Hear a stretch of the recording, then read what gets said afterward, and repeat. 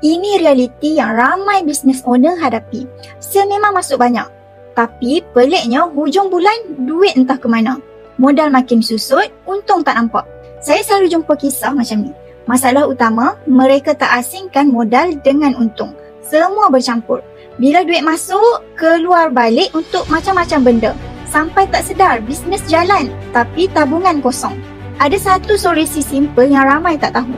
Asingkan untung dalam bentuk emas. Contohnya, setiap hari keuntungan bisnes simpan minimum RM100 dalam akaun emas cap. Hujung bulan, kira betul-betul modal berapa, kos operasi berapa dan berapa keuntungan.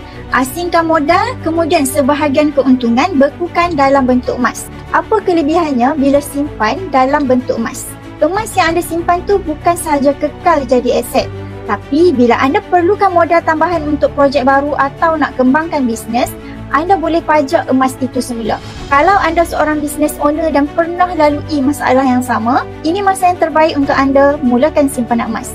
Boleh rujuk pin video untuk bermula atau klik link di bio untuk saya bantu sebaiknya.